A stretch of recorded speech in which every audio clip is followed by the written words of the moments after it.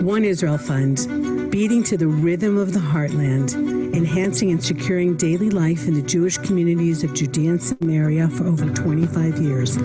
Join us and make a difference.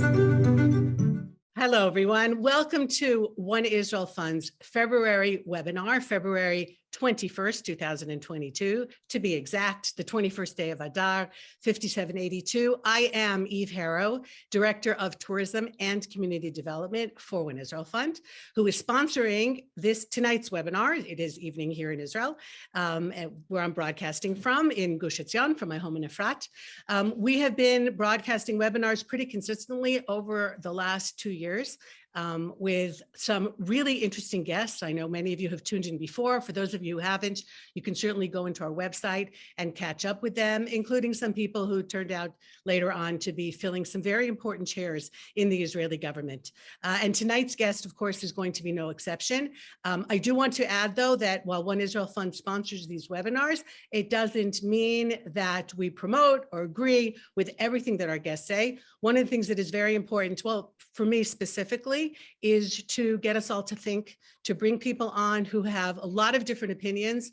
It would be easy to sponsor webinars and to just have webinars that make us all feel good at the end and feel like we just heard our opinion given back to us.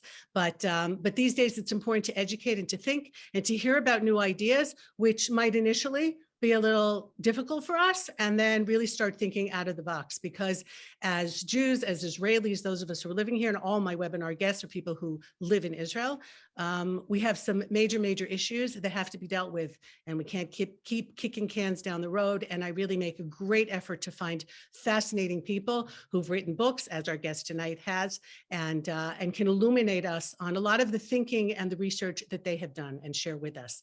One Israel Fund, of course, is continuing to do what we can to ensure the continuity of the communities in Judea and Samaria. Very happy, as I'm sure most of you know already, that as of March 1st, Israel's gates are supposedly going to be reopened as a tour guide. I'm very happy and already starting to get emails. So those of you can come, if you haven't been here to Israel for a while, you'll see what we've been doing. We've been on the move. The last 2 years, we haven't been sitting on our hands, and especially in Judea and Samaria, we have built things. We are continuing to secure the communities, and I personally cannot wait until you get here and see for yourselves. But in the meantime, tonight's guest is Gal Kalev, the author of Judaism 3.0, Judaism's Transformation to Zionism, a former Wall Street investment banker who grew up in Tel Aviv, served in the IDF, and now resides in Jerusalem, who's traveled extensively around the world and researched contrasting worldviews, chairman of the AFL think tank, and I'm sure he will explain to us what that is,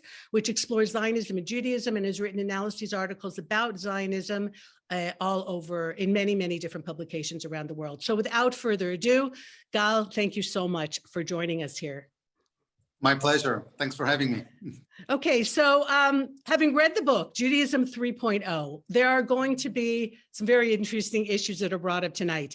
And maybe starting off with what that means, Judaism 3.0. This is like the third version of Judaism that you're seeing in our pretty illustrious and long history. Yeah, I mean, in a sense, it's a very simple story. So first of all, thanks to everybody for joining. Yeah, it's in a sense a very simple story. The Jews were here during biblical times. It's indisputable. They were exiled, and when they were here, there was a particular thing about the particular anchor to Judaism that involved around the temple and the worship. And the physical presence in Judea.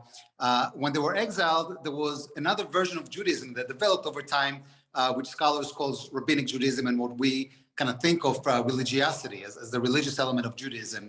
That was the canonization of the Oral Torah, the Halakha, the Jewish law, the rituals, and the yearning to go back to Zion.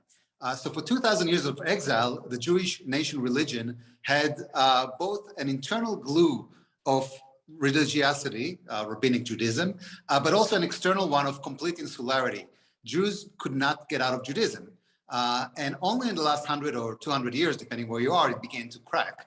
So Judaism 3.0 is basically suggesting that we are going through another historic transformation of Judaism, just as we've done 2,000 years ago, because both the internal glue of religiosity has been radically receding. If 100 years ago, 90%, 200 years ago, maybe 100% of the Jews were observant. 100 years ago, it's difficult to say, but 90% or so. Today, it's estimated to be about 10%. And at the same time, Really? The walls that surrounded Judaism have completely crumbled. Everybody's free to leave, and they have. So at the same time that you had the anchors of Judaism 3.0 receding, you had another anchor, which is the national anchor. The state of Israel was reestablished. And after some 70 years or so, you have more and more of the, when people think of Judaism and they connect to Judaism, they do that through the national element of Judaism, through Zionism, and through the state of Israel. So Judaism 3.0 suggests that the organizing principle of Judaism is shifting from its religious elements to its national element, and Zionism is becoming the anchor of Judaism. So in some ways, we're shifting a little bit back, in your words, to Judaism 1.0, right? Because let's say during that millennium, more or less, of the temples, of the two temples, right, with some break in between, there was a national element. Jews lived in Judea. That's where the term came from. Yeah. So not all Jews were here, and that is a misidea that's not a word, but that is an idea that's not necessarily true. There were always Jews outside of Judea, but the main core and the identity was here. And because of what's happened now in the last 70 or 80 years, you're saying that it's shifted here. But a question that is not really a simple question. What does it mean to be a Jew? Who is a Jew? I mean, when I grew up, or the idea that I had is there were two ways that you were a Jew. You either converted to Judaism or you were born to a Jewish mother.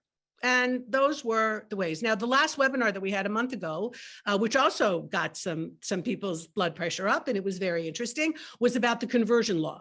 And that's making its way through the Knesset. And because here in Israel, we have quite a few, especially from the former Soviet Union, Israelis who are not, according to halakha, Jewish, because it was through possibly a grandparent. And I want to throw in, and I know that today you were at the Conference of Presidents, and maybe we'll have a chance to speak about that and the issues of the Ukraine. But, we're talking now, and Israel has already begun to bring Jews out from the Ukraine because of the apprehension, of course, that Russia is going to invade. You could say it to some degree, and I'm all for bringing them here, that's just adding to this particular problem, because it could be that quite a few of those Ukrainian Jews that none of us, I would say, want to leave in the Ukraine are not halakhically Jewish. So, but are Zionists, but are coming here. So how do you define now what is a Jew? Because we're talking about Judaism. Who falls under that category? So that's a very good question. And it's important for me to stress that Judaism has always been a nation religion. I'm using contemporary terms. Somebody might say, well, the term nation is a new term, but it's always been a nation religion, meaning that the Jews, when they were in Judea, it was obvious that, to use our term, they were a nation. And yes, they practiced religion. The temple was there, and it was a point of orientation to your religious kind of connection to Judaism. Right. You might have not, I don't know, you could have worshipped, you didn't worship, but you understood that that's the religious connection. And when the Jews were in exile for 2,000 years, it was the same thing. It was a nation religion. So the nation religion have never, until recently, was not able to separate itself from one another.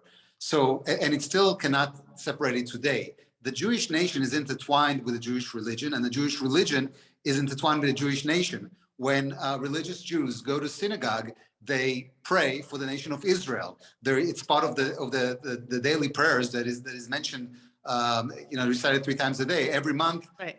When they welcome the month, they say Kol Israel Chaverim, all of Israel is his friends. So there is no such thing as being a religious Jew or being part of the Jewish religion without being part of the religious nation. That does not mean it's something like this historically. There's been an attempt to do this, and I'll get into that, over the last 100 or so years, mostly in the United States, to denationalize the Jewish nation religion. And as right. I show in the book, that has failed. There was also an attempt to de-religicize, if that's a word. I'm joining you in making up words. I'm making up words, so why not? Yeah. And to say, you know what, Judaism is only a nation that's separate from their religion, and that has also failed. That attempt was made in Israel in the early days, where it wasn't made by Herzl and the founders of Zionism in the Zionist Congress. It was made by people who, through election took control of Zionism, had more of a revolutionary philosophy towards it, and there was an attempt to strip away the Jewish religion away from Zionism. And that has failed as well, both because we're seeing two parallel trends in Israel. One is the shift from what I would call the secular minority, which I guess I'm part of. I grew up in Ramat Aviv, in Tel Aviv. But that in Israel, about 40% of Israelis self-define themselves as secular, and about 60% define themselves either as Haredim, which is ultra-Orthodox, national religious, traditional. Traditionals are people that are, what you would call in America, the religious Christians. I mean, these are people that go to synagogue sometimes every week. They don't keep Shabbat, but religion is very high as part of their identities. So as we're seeing on the one hand, shift in Zionist ethos and in Israel, long-term shift from the secular minority that sort of founded the country, Ben Gurion and the old Labor Party, if you will, to the religious traditional majority. And at the same time, you're seeing amongst secular Israelis a rapprochement with the Jewish religion. So the same cadre of people that a few generations ago rejected the Jewish religiosity are now embracing it, but without becoming religion. So there's a Jewish religion fashion in Israel, whether it's vis-a-vis learning about the parasha. I have friends who on Shabbat tune into a YouTube video about the parasha. Obviously, it's in violation of Jewish law because you're not supposed to turn on your computer on Shabbat. But they're mocking in one way or another. Obviously, a lot of people are mocking by sanctifying the Shabbat through a kiddush, or when going to the kotel, wanting to have to the Wailing Wall a very what they would view as a religious experience, obviously life-changing events and otherwise. So Israeli secular Jews are getting more and more closer to their religion. So this is like a long way of answering your question, that there's never really been, the Jews have always been a nation religion. The attempt that we have seen over the last century in the United States to denationalize Judaism has failed, as non-Orthodox Judaism in America is basically on a trajectory towards evaporation. And the attempt in Israel to try to strip out the religious element has also failed, and people are sort of coming back to incorporating the Jewish religion in their lives. So, but still, what would make someone to do? Because, for example, I know and guide and I'm friends with Christians who keep biblical holidays, love Israel, much more than some Jews that I know, are completely devoted to God, because God should be fitting in here at some point as well. It's not just an ethnicity, right? It's supposed to be some kind of belief in a creator. But under this, so are they Jews? Because let's say they learned Hebrew. Could they move to Israel then, even if they're not born from a Jewish mother, have never belonged to the Jewish people? We're all trying to figure out where the red lines are here to keep people in the tent. And so my question for you is, where is this red line, according to you and your book, Judaism 3.0? So first of all, I want to separate issues relating to Israeli law and to Jewish law from this very basic concept. Like if we take a step back, if there's one takeaway message from the book just by reading its cover and its first few pages, is that Judaism is a nation religion. We are a nation. Theodor Herzl, the founder of modern day Zionism, said it in the first Zionist Congress. He made it clear, we are a nation, we are one nation. And so in the example that you've outlined of this, what's wonderful people who might practice Judaism, they might be Christians, they might be, anything else, and they want to be inspired or practice elements of the Jewish religion, that's wonderful. But they're not, by their own admission, by their own claim, they're not part of the Jewish nation. So I might be friends of your family, Eve, but I'm not part of your family. There is so the red lines, on a philosophical level, are sort of obvious in the sense that if you're part of the Jewish, if you cannot just say, well, I'm inspired by the Jewish religious practice and therefore I'm Jewish. By the Bible. If you want to get really philosophical and go historical, I mean, that's basically the origin of Christianity, because what 2,000 years ago here in Judea, I'm in Jerusalem right now, you're in Efrat, I believe. So we had the Europeans invade here, and in one of the most astonishing course of history, they didn't They try to impose their values on us, but then they end up taking our values to Europe and adopted Judaism, basically monotheism Judaism, in the form of what later became known as Christianity. So Christianity, in a sense, I mean, it's obviously much more complicated and a long conversation, is Judaism for the people who are not part of the Jewish nation. And everybody practice and self-identifies what they want, but I think most people kind of recognize that on the very basic level, Judaism, once you accept it's a nation religion, then you know if you're part of this nation or you're not part of this nation. I can say that I love drinking Guinness, Irish beer, or I like eating Chinese food, but I cannot say that I'm Chinese. I might be a Francophile, but I'm not French. So there's a very big difference between, being friends of Zion and being friends of the Jews and being Jewish. Now, I'm separating all this, and that's the important part, I think, or one of the important messages of the book, because there are a lot of those questions that you've just asked. Where do you draw the red line when it comes to conversion, when it comes to, all kinds of other issues, and when it comes to immigration to Israel? I'm not touching on any of the questions deliberately, because what I'd like to do is to have, as many people as possible agree with this basic tenement that Judaism is a nation religion. You need to be part of the Jewish nation in order to be self-considered even as a Jewish person. And once you do that, then you can later on open the questions of where you draw the red line that are relevant to that particular question. Where do you draw the red line when it comes to the immigration laws of Israel, and where do you draw the red lines when it comes to conversion and things like that? I'm not touching on any of those issues. So let's give another example. If you're, on the other side of the extreme, all right, we mentioned Christians, people who believe in Jesus, but also believe in the Bible. But what if you have, because you're making a case here that Judaism as is a nation, and now we're home again in our nation, which is Israel, because of Zionism, the move towards Israel. But let's say you have very religious Jews. We can use, let's say, Satmar as an example, who are deeply religious and, what we'd call ultra-Orthodox when it comes to halakha, when it comes to keeping the rabbinic traditions, if you will, but are not Zionists. All right. Whether they believe that we should eventually come back to the land of Israel, but only when the Messiah comes, it's a whole other discussion. But they actually sometimes even go out against Israel. If there's some kind of, street rally or something like that, then they'll even come out against Israel. It's a very small minority, but it's still there and they make a lot of noise. So now, because they're not Zionists, I'm going to flip this. Are they not Jews? So first, it's very important to note what you just said. This is a very, very small minority within the ultra-Orthodox Haredi community. It is true that when the beginning of Zionism, the ultra-Orthodox objected to Zionism, but that's done. And I view ultra-Orthodox as the poster child of Zionism.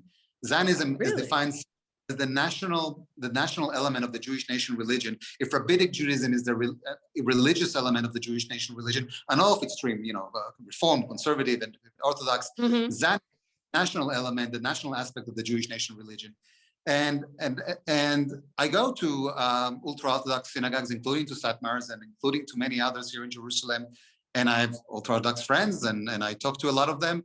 And some of them might not self-identify themselves as Zionism for various historic reasons, and that's fine. But in practice, they are very much Zionist in the sense that the land of Israel, and you named after your organization is the One Israel Fund. Right? So the land of Israel is central, to the ultra-Orthodox. The concept of Israel, the geography is central. If you go on any El Al flight to Israel, you see a lot of ultra-Orthodox, but more so theologically, the Jewish nation, as I mentioned earlier, is key. You pray for the Jewish nation. All this discussion about conversion and things that you mentioned are driven by the Jewish nation. So the ultra-Orthodox have an issue within Zionism about the direction of Zionism. Should and policies, should the streets of Jerusalem be closed on Shabbat? And this conversion, that conversion, kosher reforms, not kosher, they have issues within, just like anybody else has. But while they may not admit it, they may not want to be say kind of openly, they are, to me, poster child of Zionist in practice. When you talk to ultra-Orthodox, a lot of time they would have an issue with Zionism, not conceptually. There was an issue 100 years ago. God didn't tell us to come here. Herzl Right. tell us to come. That's sacrilegious. But first of all, that's, I'm not sure that statement by itself might be sacrilegious, because if you're a religious person, you believe that everything is from God. And so This is a problem that already occurred. So 100 years ago, you can say, well, I don't think this is a good idea. Now that we're here, and a lot of the ultra-Orthodox are here, and a lot of them are centering their lives around Israel, that sort of like initial objection is receding. But there is an issue of, the power of the state and how much, the state should have relative to the power of rabbinic councils and all those kind of issues. And those are fine, because those are debates that occur within Zionism. I'm defining Zionism very broadly as the national aspect of the Jewish nation religion. So the ultra-Orthodox will have views about that are going to be different than the seculars, and are going to be different than the Reform Jews, are going to be different than many other people, but they're still within the Zionist tent. All right, so I'm going to be a little bit obnoxious about this, so totally out of my personality, but I'll step out of that for a second. A lot of the people who are listening, and by virtue of the fact that this conversation is happening in English, are not in Israel. And most of the people listening to this, if not all, I would say, are people who are very devoted to Israel in one way or the other. Certainly, One Israel Fund, the family of One Israel Fund, are incredible human beings who really do so much in order to help us maintain the communities here, and very often are planning on coming or have children here, but currently are sitting before their computers in Florida or in New York or in San Francisco and watching this, who might get offended at what you're saying in the sense of they're Zionists, but it's a part of who they are. It's not, it wouldn't define them. How would you answer that? Because the people that you've spoken to in synagogues in Jerusalem, just by virtue of the fact that they're living in Israel, it's going to change them to some degree. They're speaking Hebrew, which is our national language. That's our code, right? And they're paying taxes to an Israeli government, presumably, right? Or the street signs that they're seeing are Hebrew street signs, and the schools that they are sending their children to, and the health funds that are providing their care. These are all Israeli institutions. The public spaces are Israeli and to a great degree Jewish. It's not the same, though, for the more or less half of people who identify as Jews who are not living in Israel. So what would you say to them in terms of your the research that you've done and the conclusions that you've come to? So I actually, so maybe it's a good time to take a step back and describe the book. In the book, I'm not advocating this is what it should be. I'm saying that this is the state of Judaism. The book, has the subtitle of the book is the state of Judaism. So this is basically my conclusion about where we are in the Jewish story. That people, whether it's in the positive or the negative, whether it's actively or passively, connect to their Judaism primarily through Zionism. And so I show this by analyzing Jewish communities, by analyzing trends in Israel, by analyzing trends in American Jewry, but also by analyzing trends in the surrounding environment, because Jews are integrated. So in order to understand American Jews, you have to understand America. So I'm doing an analysis, one of the chapters on trends in America, and then global trends, both in terms of how the world perceives the Jews and global trends that affect the state of Judaism. So in reality, I'm separate, there are 10, 15% of the Jews that maybe many of them are in this webinar that are either Orthodox or for other reasons. Judaism is very important for them, very high on their hierarchy of identities. They are what some people call super Jews. So obviously, if you're Orthodox, if you go to synagogue every Shabbat, not to mention every day, then of course it's something that's important for you. And if you're... Well, that leaves me out of the super Jew category, but okay, yes. But people, that are, might be president of your synagogue or involved in a Jewish organization, but these are according to most research, and I didn't do my own proprietary research. I relied on other people's research, including somebody did a little bit of proprietary research for the book here. It's about 15%, maybe 20%. 80% of American Jews Judaism is so low in their hierarchy of identity that, yes, it's important, but so is your country club affiliation, and so is, your alumni association, and your professional, and where you went to college, when you go to business school, or your sexual orientation, or your political belief, or many, many other things that dictate your identity. And yes, Judaism is there, but for the vast majority of American Jews, they don't meet Judaism through the religious aspect of Judaism. They might go to, synagogue at Yom Kippur or on Rosh Hashanah, and they may or may not send their children to Jewish camps, and they might do all kinds of things, but they come into their Judaism through Zionism in the positive and the negative. And I know your crowd is mostly pro-Israel, so that's it's important to focus also on the majority of, of American Jews who are critical. And some of them are, critical, having constructive criticism and vocal. We saw in the last, in the Gaza operation in May, a few months ago, a lot of American Jews, and some of them are my friend, write Facebook posts, as a Jew, I'm embarrassed. As a Jew, I think what we're doing is horrible. They write as a Jew. They never write as a Jew about anything else. They don't say, as a Jew, I think this weekly Torah portion is this and that. As a Jew, I believe that this, and that I'm thinking of the Holocaust today. There is no any other elements of Judaism. Might exist, but it's the periphery. Israel draws, those critics into their Judaism, and certainly people like in your audience who are pro-Israel are, that draws that's for many people their primary sort of touch point with Judaism. So I show in the book how, for whether you're a critic, whether you're for, whether you're against, for the majority of American Jews, their touch point with Judaism is done through the national aspect of Judaism. But that's only possible because America has also shifted. 100 years ago, or 120 years ago, when the beginning of the Jewish immigration wave to America occurred, there was a different narrative of an America. There was a more homogeneous America that sort of cherished what some people call the Mayflower narrative. I want to be like my neighbor, and my neighbor is Mr. Jones or Mr. Smith. So, what is this thing about being part of the Jewish nation?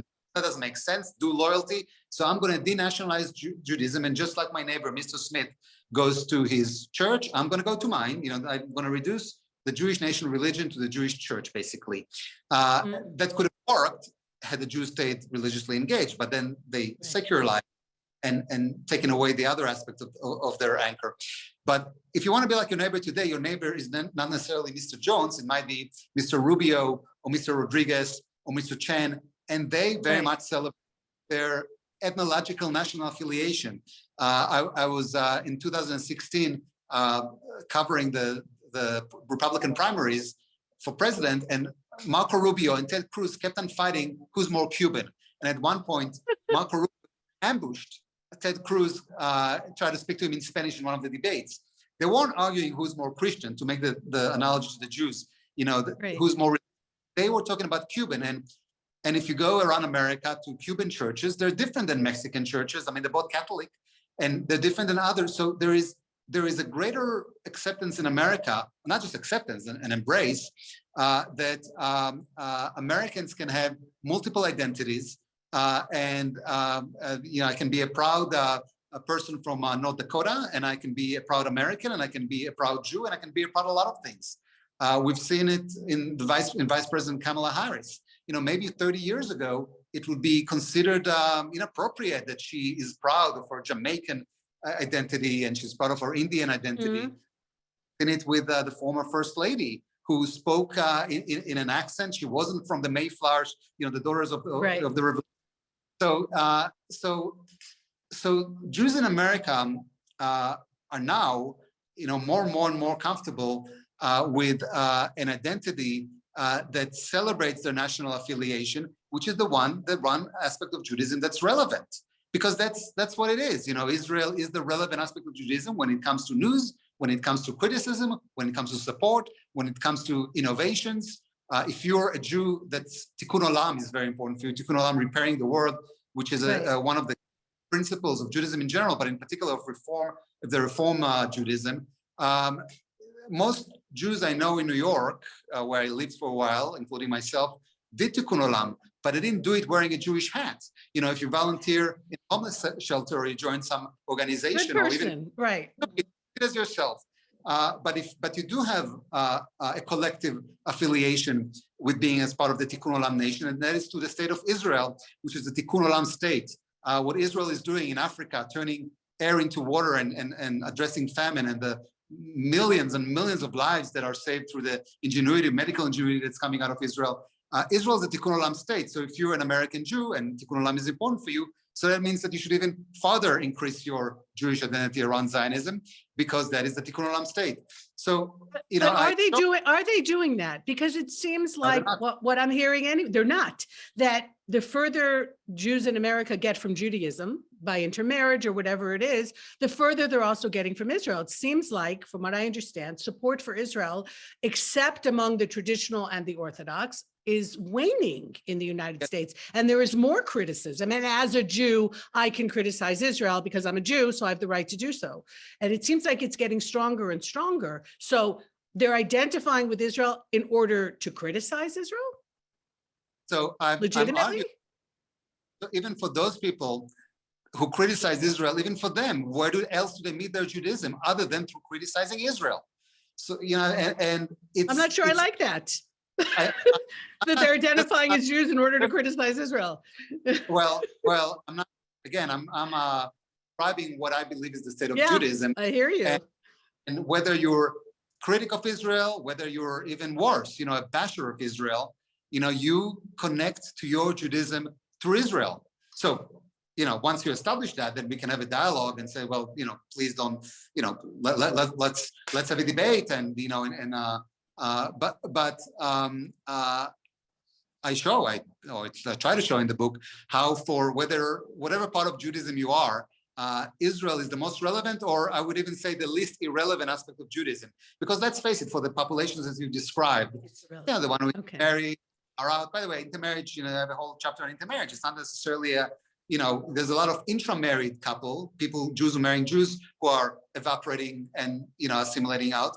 And there's a lot of couples that, you know, the intermarriage itself triggers the Jewish identity. I mean, triggers the Jewish question that doesn't exist otherwise when you're just on your happily, trajectory towards evaporation. So Jewish evaporation, by the way, is not something that's so strange, because, you know, it's very natural. You know, when you look at other groups in America, the Irish, the Italians who came, you know, around the time, not everybody came at the same time. People that the bulk of their immigration occurred at the beginning of the 20th century, early 20th century, they're also evaporating. I remember in one of the reception I had once, I had a discussion with an Irish politician who says, no, what are you talking? The Irish are not evaporating. I'm a very proud Irish. He says, why are you a proud Irish? Because I celebrate St. Patrick's Day. But I said, well, so do I. I go to St. Patrick's Day parties. Maybe I attend the parade. We're green, yeah. Okay. And, you know, so you know, and many Jews, you know, practice Chinese medicine and do other stuff. So Judaism is gradually becoming one of the many, I'd call it Pan-American brands that is available for consumption for everybody. When I lived in New York, at one point I wanted to host a Rosh Hashanah dinner, and we were looking for our Jewish friends. The people that were interested were the non-Jewish people that wanted to have a Jewish experience. And if you, I don't know if you do, I'm not a researcher that does that kind of research, but if you go to, I don't know, Katz Deli or something that's affiliated, that you eat pastrami sandwich, who eats pastrami sandwich now? Jewish food. It's not just Jews anymore. I mean, just like the Jews don't just eat Jewish food. But that's not Judaism. I mean, I don't think that's Judaism. That's like a Disneyland to some degree. I'm from Los Angeles, so forgive me. That's like this melting pot of America, and you can eat Chinese food one day and you can eat pastrami the other day, and everybody just loves each other, which isn't happening at all. But we're talking about, if you're talking about Judaism, Jews as a nation, and Zionism as the bringing together, the physical manifestation, if you will, the physical home of that nation. So then what's happening in America, is that good for the Jews? How does that reflect on Zionism? And again, to bring that up again, because it's a very hurtful point, a lot of these Jews are turning against Israel. And while they have the right to criticize Israel, we still semi-live in a free world, most of us, where you can do that. Ultimately, it hurts the two of us. because that kind of criticism can do tremendous damage to the security of our country and what we're trying to do here in a very, very difficult and nasty neighborhood, to say the least. So I'm trying to zero in here on, I know this is not your opinion and this is based on your research. So where do you think this is going? Based on, or do you not know, because doing research on what's happened in the past doesn't make you a prophet, which is a very Jewish thing. But okay, well, we don't have any right now. Okay, yes. the first part of the first part of the book is just a summary and a historical sort of story about how we got here. But then the bulk of the book is what I described earlier, showing the state of Judaism, showing trying to prove the thesis that Judaism was transformed and Zionism in its anchor by doing an analysis of trends in North American Jewry, in Israel, and global trends and the way that people look at Judaism. So once you establish that okay, fine, you agree that Judaism is transformed and Zionism in its anchor, then you ask, what does it mean? And that's the third part of the book, where I discuss the implication of just recognizing this transformation. So again, I want to stress that I'm not asking to, create a movement, or I'm not in the beginning of the book. I'm just saying this is the way it is. And all I'm asking is to recognize it. But once you do, it has implications, and it has implications, positive implications we can talk about later. That once it provides a lot of Jewish clarity, it provides a lot of Jewish pride. It provides, a greater, I'd say, fit that we can discuss later with global trends.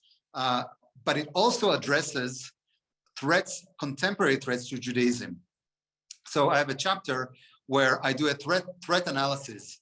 What are the contemporary threats to Jewish continuity? Not the threats of the 20th century, not the threats of the 19th century, the threats that are now and that are emerging. And I identified three primary threats, and I argue that by recognizing the transformation, those threats are addressed better. One is what we talked about, is the evaporation of American Jewry.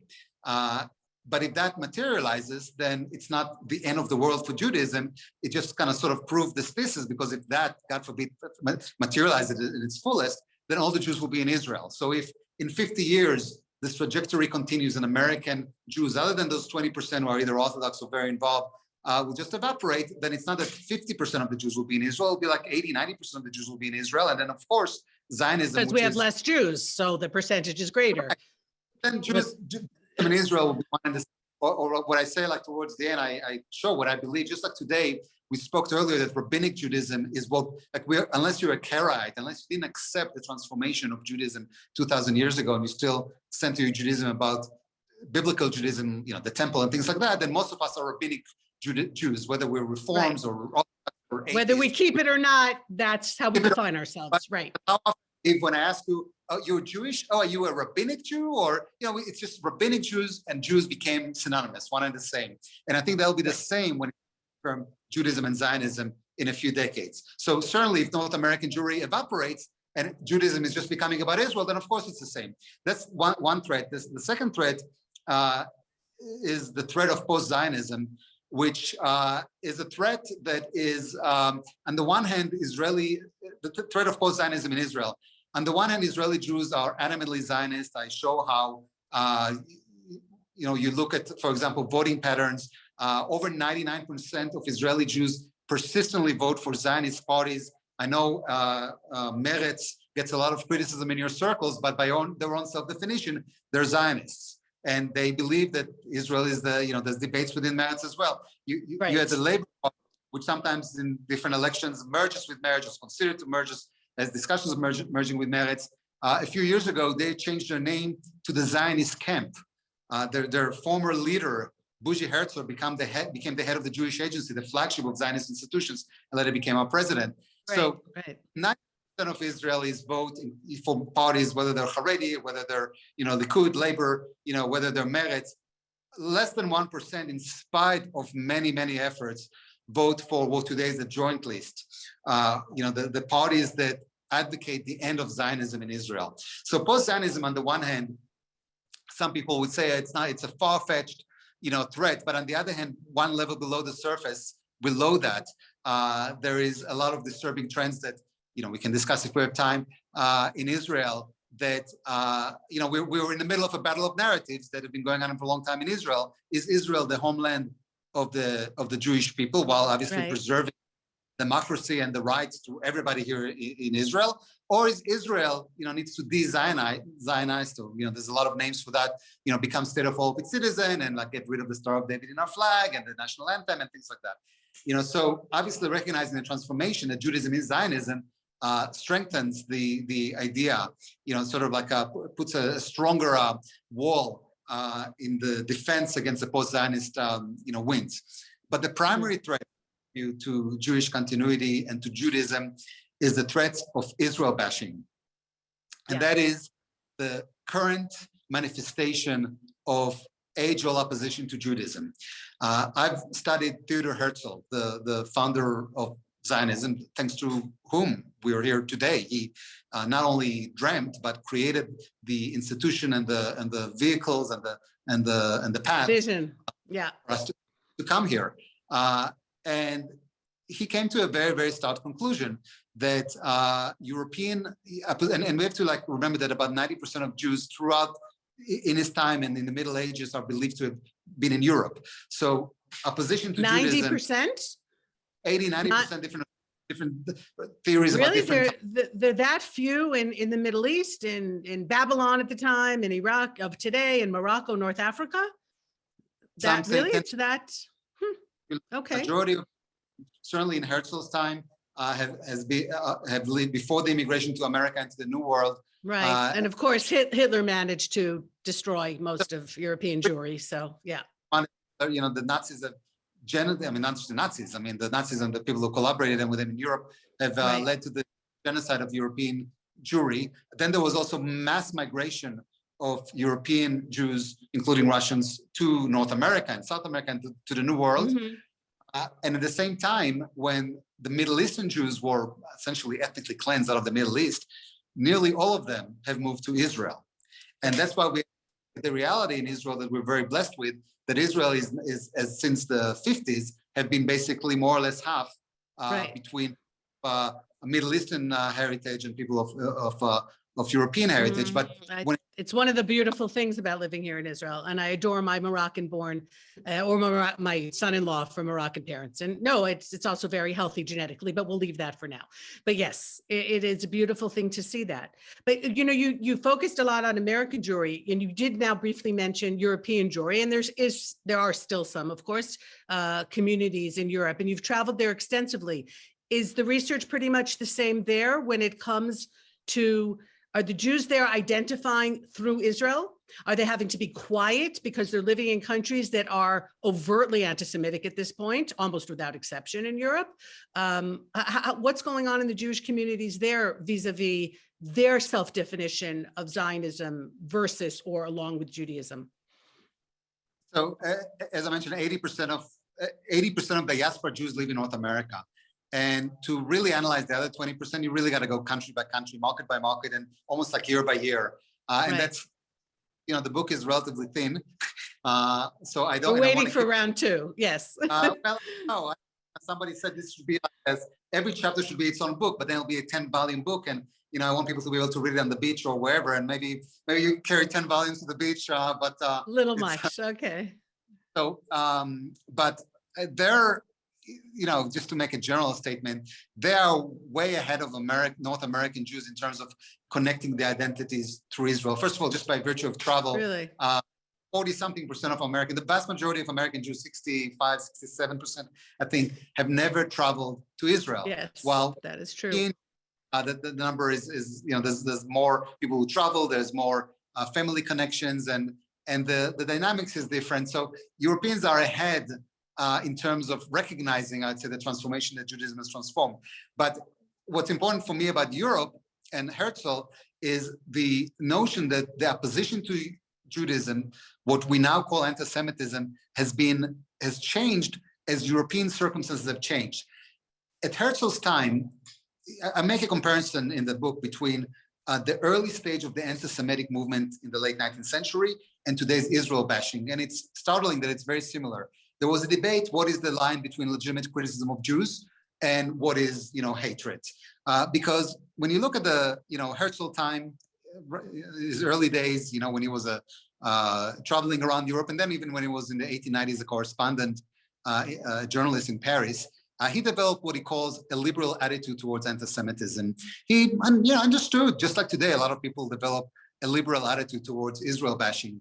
A lot of people say that anybody that thinks that Jew hatred still exists is paranoid, because Jew hatred was associated with religiosity, religious themes, whether it's the accusation of Jews killed Jesus, or whether it's the accusation that Jews use the blood of Christian children to make Passover matzah.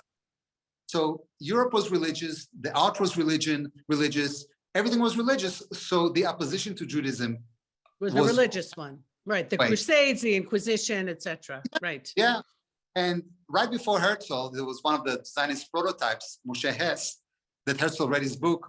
And Moshe Hess, in my humble opinion, if I can say, made a mistake. He thought that he saw in Italy that there's a rise of Italian nationalism, and there's a rise of liberal forces, and there's a reduction of the power of the church, of the Catholic Church, and therefore the end of Jew hatred. So you have those dual trends of Europe becoming secular, and therefore there's no reason to hate the Jews, and the church is becoming less and less powerful.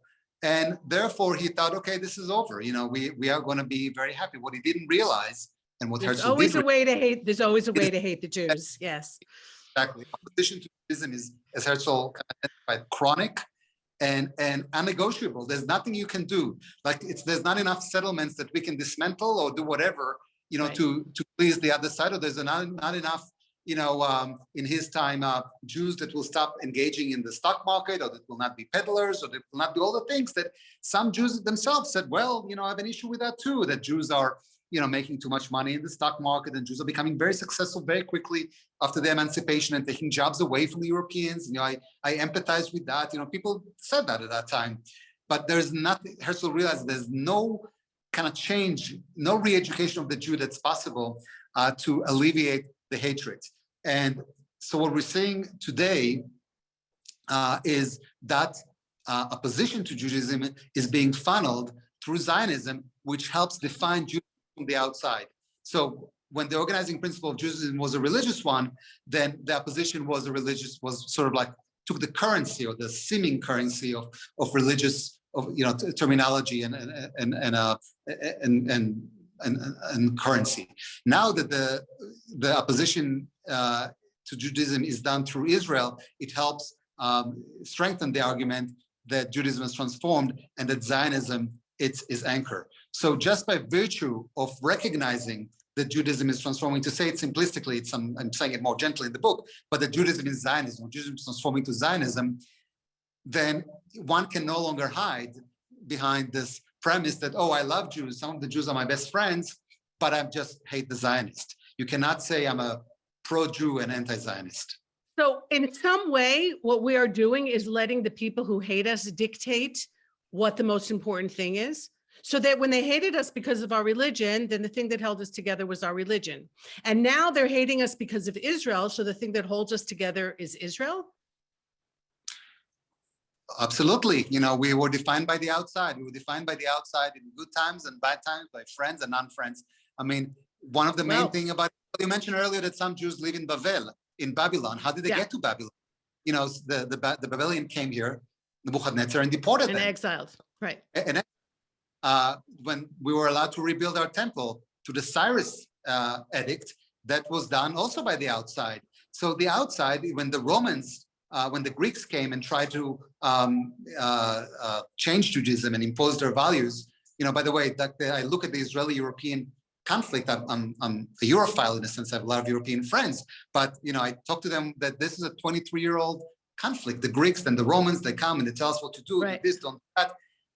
But they help, the resistance to that, or the countermeasures to the Greeks' initiative, like the holiday of Hanukkah, is another example where Judaism is defined by the outside. So yes, I'm not saying this. I'm going to have to sit with that a little bit. It's not pleasant maybe to hear, but we are by the outside. But once we recognize the outside, no, we're not just a religion. We are a nation. So outside haters, to use this term, or people who oppose us, you can no longer say we are pro-religion but anti-nation. So, so yes, the outside defines us, but us recognizing that Judaism is transforming counters the opposition that are we getting from the outside? I don't know. I don't know if it counters it. What I'd like to do is go, because we've got some really interesting questions on the chat that people have brought up. Or some are just comments. Somebody's saying that the greatest threat to Israel, Judaism, and democracy is progressivism, which is something that you touched on before, that, that side of the political map that's very critical, overly critical, perhaps, of Israel.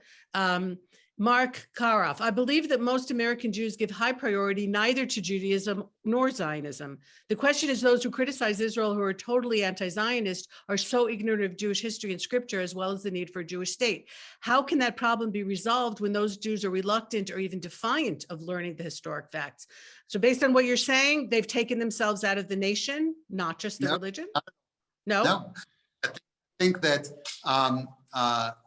first of all, criticizing of Israel, I'm not wearing here the Israel advocacy hat. We're not wearing here the Israel advocacy hat. This book doesn't come out of how do we advocate for Israel, other than to say that we are under, the Israel bashing philosophy is an existential threat that we don't realize its strength. And there's this, the hasbara, or little, is not enough. And that's what Herzl, when he launched his movement, he said that, attempts to explain to the outside world about Jews is futile. Societies to, combat anti-Semitism are ridiculous. We need a transformative event. We need something that's very big here. And we need to understand that, to use our terms contemporarily, we're not talking here about conflict resolution. We're talking about conflict management. Those who oppose us, we won't be able to convince them. No. So in Herzl's case, by having a Jewish state, we will be in a better footing. First of all, they'll be able to understand us better. They'll be able to benefit from us. We will be the necessity of the world, because they want to get a cure to, to all kinds of diseases, and they want to Israel to turn air into water, and they want to benefit from our cyber defense capabilities and many other things. But it is important that in order for this to happen, in order for the world to come to terms with with this reality, is for us to recognize that Judaism is transforming. And I take it in the book one level below, and you can read the book. I'll just say it very briefly. I try to pinpoint where does the Israel bashing threat lies. So we like to think of the BDS activist and of somebody's like genocide and massacre. Those people a lot of time do not have the capabilities to inflict severe existential damage to the state of Israel and therefore to Judaism. But the people who I call Israel bashers light, the people who are influenced by this poisonous philosophy of Israel bashing, do have the capabilities. And the people who have the capabilities are the people who are also the most sensitive to being accused of being called a hater. So the BDS activist who's yelling and calling us genocide may not care if we call him a Jew hater, may not care, so fine. I mean, I don't care if you call me an Israel basher or a Jew basher, you guys are murdering the Palestinians. But the one who is in a foreign office in a European government, or the one who's in the International Criminal Court, or the one who's in the UN, it is extremely important for him to be clear that he's doing this out of love to the Jews. He's protecting the Jews out of this anomaly, that was created in Zionism, and therefore the recognition of the transformation serves as a backstop to the Israel bashing movement at the Israel basher light level. So that if the Israel basher read the book and understood that Israel is the third stage, if you will, of Judaism, or whatever we want to call it, this peoplehood that we have, then they would stop bashing Israel, and they would realize that it's antithetical to who they are to do that. The Israel, just like the Jews I said earlier, do not operate in an insular environment. There's no such thing as a or Jewish cohesive, for that matter. Cleveland, then your friends are not necessarily Jews, and you walk with non-Jews. So the Israel basher is the same thing. The Israel basher don't live in an insular Israel bashing community, and not every progressive is an Israel basher, and even not every person who criticizes Israel is an Israel basher. So there needs to be, I think there is, I'm not saying that there needs to be, I'm saying that there is a change of consciousness of what Judaism is. That is what the book is about, that there's a transformation of Judaism. That this transformation is occurring in somebody's consciousness, in the approach to Judaism. So the few hundred people that are on your call right now buy into this message, read the book, talk to their friends. Eventually this is going to trickle into the Israel Basher's life and the Israel Basher. And it's not that the Israel Basher will read the book and will have a light bulb, but the Israel Basher operates in an ecosystem. Once there is a recognition that Judaism is basically Zionism, then yes, this will influence the Israel Basher. So if you had this book 2,000 years ago called Judaism 2.0, when Jews were exiled and were refugees mostly in Europe, but at that time also in Babylon and the Middle East, and wherever they were, somebody would write a book and says, oh, you know what? Judaism is transforming, and it's no longer about the temple, Judaism 1.0, and about the worship and being physically in Judea, which you're not. It's about life in exile. It's about the halakha, the Jewish law. It's about the canonization of the oral Torah. It's about the rituals. So somebody might have said, you know what? I don't buy this. I don't recognize this transformation. So I love Jews, but I just don't like the Jews who, keep Shabbat or go to synagogue or celebrate Hanukkah, all those rabbinic Jews. I don't like the rabbinic Jews, the ones who pray 3 times a day. I don't like them, but I love Jews in general. So once there was a consciousness, which took centuries, I think, that Judaism is transformed, then back then people, I would imagine, could not have said, I like Jews, the ones that used to worship in the temple a few centuries ago, and the one that lived in Judea, but I hate those Jews, bizarre Jews that go to synagogue and pray 3 times a day and celebrate Passover and celebrate Hanukkah and celebrate Purim as we're about to celebrate. So once there's a recognition that we're at a similar point in Jewish history and that Judaism is transforming and Zionism is becoming its anchor, that takes the cells out of the Israel bashing movement in a very profound way. And I think we are this, and at the beginning, it is a very simple story. We were here, we developed something while we were in exile, and now that we're back, then it's very natural that there'll be a transformation of Judaism. However, transformation of this magnitude takes time. It did not happen in Israel's first 70 years due to various hurdles, but also because transformation takes time. And one hurdle you alluded to there was that Zionism was overly associated with secularism, and as I mentioned at the beginning of the call, that has changed. So now Zionism encompasses secular, religious. When Theodor Herzl launched the Zionist movement, he looked around the room in the first Zionist Congress in Basel in 1897, and he says, already in Zionism, we've done something that didn't exist for 2,000 years. We were able to bring together the most ultra-liberal and the most ultra-conservatives under one roof, under one movement, and this movement is going to be the foundation of a building that will house all of Judaism. And I have to tell you, I'm going to cover with the audience, this book, it's only being launched now. It's available. The official launch party is on March 7th. So it's an early stage. We're always ahead of the curve here. Yes.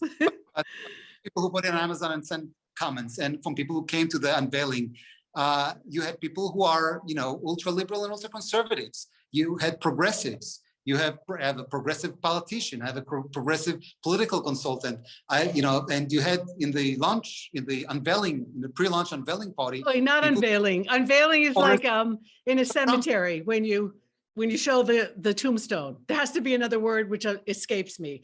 Okay, the opening of the book, whatever. Yeah, the launch. Okay, the launch. Yes, yes. I'm losing my English as well as my Hebrew. Yes. Is that Zionism doesn't belong to the right or to the left, to the religious and to the seculars. Zionism is the way that Herzl designed it. We can have another conversation, long conversation about Herzl and how his view is being reflected today. It's, through the book, I sprinkle Herzl's vision and how it's relevant today. But it is designed to be the essence of Judaism. He said, we receive Judaism in our hands, and it's can only be done by not hurting any of the aspects of the religious aspects of Judaism, which Herzl clarifies that Zionism is not going to hurt any of the religious aspects of Judaism.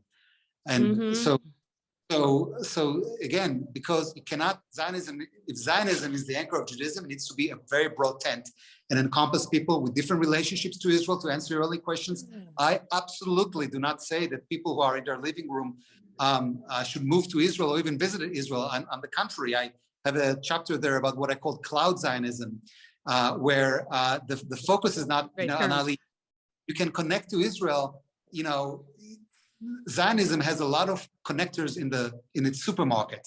It could be Israeli wine, which is now particularly very good. It could be all kinds of the medical innovation, gay culture, whatever it is that you are, you can connect to this point. The Zionist supermarket offers you something to connect to, and now I don't want to say thanks to, but as a byproduct of the Corona crisis, it's very Israel is as far away. As some of your audience here is the local synagogue or the local Jewish community center, because you're doing it on Zoom. So progressives, conservative, liberals, religious, straight, gay, people of everything, can connect to Judaism through Zionism. And I'm arguing that is what is happening. Not that's what it should happen.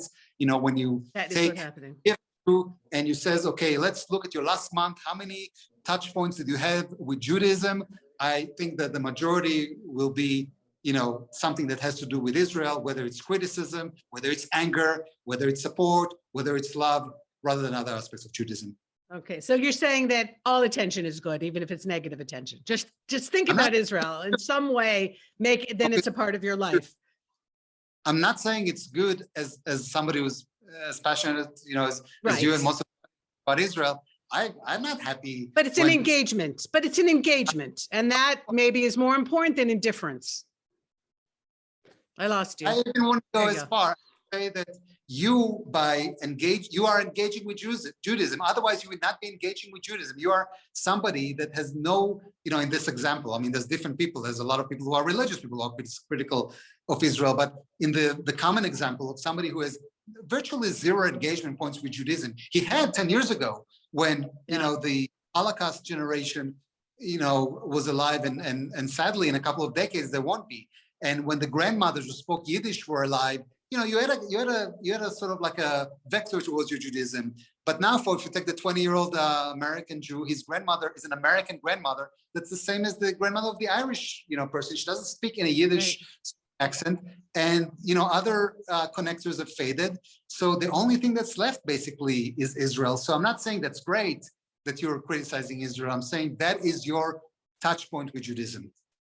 So just a couple of comments. One is that I would say that Judaism 2.0 was written, and that would have been the Mishnah and the Talmud, which were the books that took centuries to write and were the ones that got us through for all this time, to still maintain that uniqueness, so that most of those of us who are listening today will wake up in the morning and say, I'm a Jew, and this is why. It's because of Shabbat, and it's because of Passover Seder, and it's because of those things that bound us together when we weren't in our land. And so the challenges of coming back here, as you and I well know, is that there's Judaism and there's Israeliness, and sometimes they meet and sometimes they cross, and sometimes they don't, even though I do think that, and Micha Goodman and others have written about this as well, that there's a merging here in some very, very fascinating ways, but it's something that only can happen in Israel when you're really surrounded in a culture of Jews, and also, unfortunately, feeling the threats from outside together, which is not something that you're feeling if you're outside of Israel in a very existential way. Hillel Fuld, I don't know if you're familiar with him, but I interviewed him, talked with him a couple of weeks ago, and he made an interesting observation that many of the businessmen that he works with are able to make that distinction between appreciating Israeli innovation and still hating Jews. They are somehow what for many of us is Israel, if we win a Nobel Prize, if a Jew wins a Nobel Prize, everybody's so excited. If an Israeli company comes up with an invention, all Jews are excited. But he said that not everybody feels like that. They're able to make that distinction somehow and live with it. Well, that existed in the previous iteration of Jew hatred, in anti-Semitism. The Nazis still Jewish doctor, and even before that, you look at the Dreyfus affairs and what happened in France in the end of the 19th century. You had anti-Dreyfus people who still benefited from the wealth that Jews. You have it today. Some of the leaders of terrorist organizations have no problem getting medical treatment in Israel. Why we give it to them is another discussion. That is why we want to, if there's a change of consciousness of what Judaism is, it mitigates the ability of that person to say, thank you for the medical innovation, but I hate Israel. Because Israel is not Jewish. Once we said it's just Zionism, and more so, we didn't talk about the opportunities it provides, but I would just say that Herzl started the Zionist Congress and then repeated in different times, a vision that Zionism is about the return to Judaism, even before it is the return to the Jewish land. Zionism is a vehicle for us to return to our authentic selves. We were, in 2,000 years of exile, developed certain adjustments that we had to do. But now we are at the early stage of Zionism, at the early stage of renewing our days here. And we have an opportunity to not just prosper here, but to be this beacon upon the nation, to be the Tikkun Olam state as we already are, and advance humanity.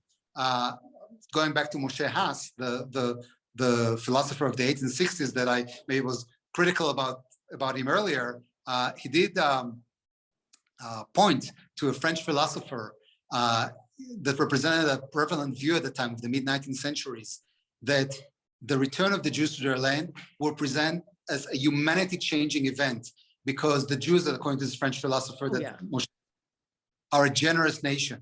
And once the Jews are no longer bound by this pressure of, anti-Semitism and boycott, and it's below the 49 line, all this kind of European neo-paganic religion that try to impose on us and our Palestinian friends.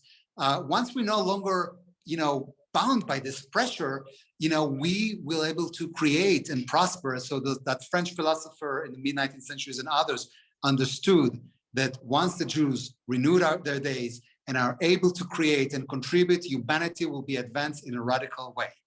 I think we've already shown that. I think we're showing it every single day, whether people appreciate it or not. But we're still seeing the pressure. We're still seeing the opposition to Judaism that is now funneled through Israel bashing. So I hope that, and I, for full disclosure, some of those people that are my friends, I've friends with people who are EU ambassadors and or diplomats or European ambassadors and people in the UN.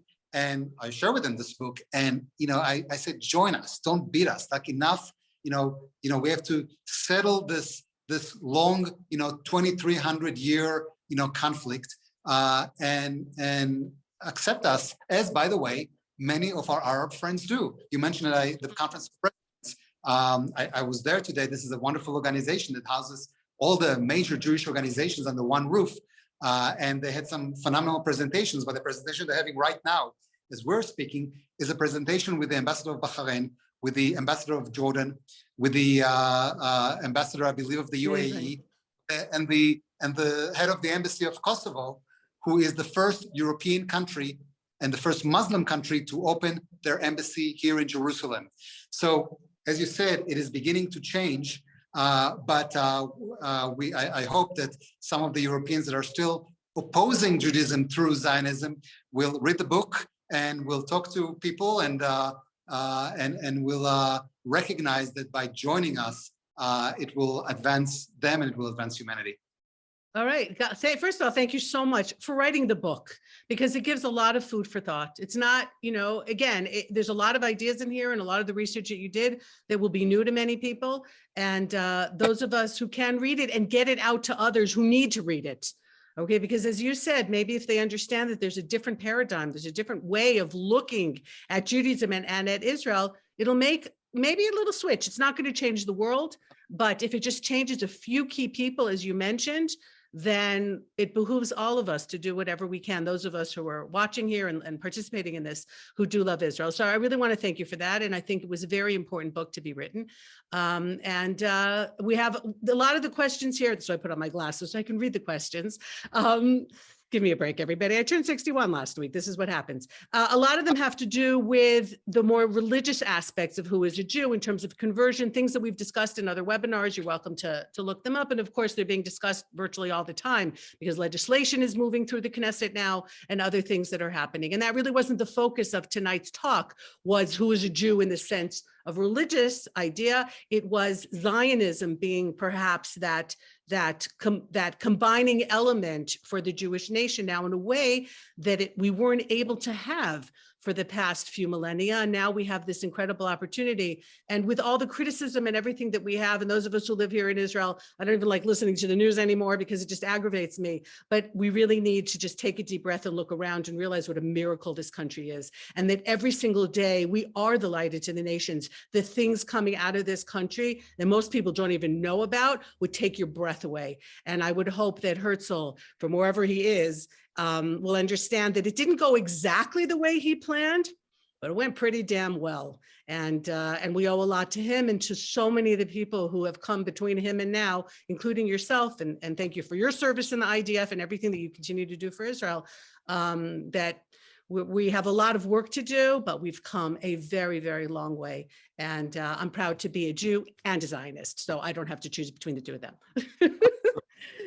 And thank you. So where can people reach you? Where can they get the book? Where can they reach you if they have a question that maybe they didn't want to ask here, didn't have an opportunity? The website, it's called Judaism-Zionism.com. I don't know if you can put it on the chat so people can. We will. I'll put it in the mail. Yeah. So Judaism-Zionism.com, or if it's easy to remember, Jewishtransformation.com. It goes to the same place. And that's an important point. I mean, there's like, links there to buy the book on Amazon and buy the book in other places. But we're also going to have, as we're launching this book, use this website as a platform for discussions. There's also a bunch of articles there. Fabulous. That want to have other people's articles. So it's what we said earlier. I think since this is somewhat of a captive audience, if you buy into this message, the important thing is that you discuss about it, and you don't necessarily need to agree, or people you discuss with. We just generate this conversation about this. Is Judaism transforming? Is Zionism becoming the anchor of Judaism? So through reading the book, through the website, Judaism-Zionism.com, let's spark the conversation. Okay, thank you so much. And thank you once again to One Israel Fund for sponsoring this webinar. And I'll already put in another plug for One Israel Fund. In a week, I am supposed to be moderating a mega event for the Yesha Council, which One Israel Fund, along with the ZOA and Yisrael Shali and other pro-Judean Samaria organizations, are also going to be sponsoring. So you can tune into that. It's in 2 weeks, on March 6th. And we will be continuing that discussion. The topic of that is going to be the destruction of the archaeological sites. I see that someone asked a question about archaeology, not tonight's topic, but that reminded me to mention this, that will be the topic in a couple of weeks, about how a lot of the heritage sites, specifically in the mountainous areas of Judea and Samaria, which are precious to so many people around the world. I mean, it's 3,500, 4,000 years of history that are very often irrevocably being destroyed, and how we can stop that, and what that whole issue is. So I hope that you tune into that. To continue to tune into our webinars, we have them once a month. If you missed any, shame, but you can go back on our website. And we also have virtual tours. We took a little bit of a break on the virtual tours, but a couple of them have been filmed.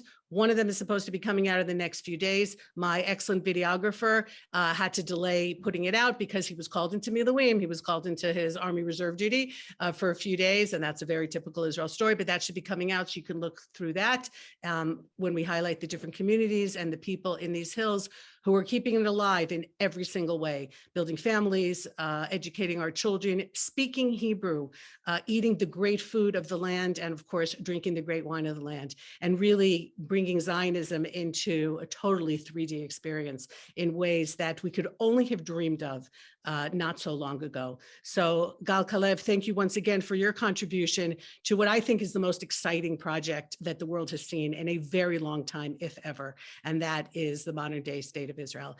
Take care, everyone. Once again, Eve Harrow, Director of Tourism and Community Development for One Israel Fund. Thanks to Shauna for being the lady behind the scenes. And I hope wherever you are, you're well, and that you are buying tickets now to come to this magnificent country and see things for yourselves. Take care, everybody, and goodbye for now.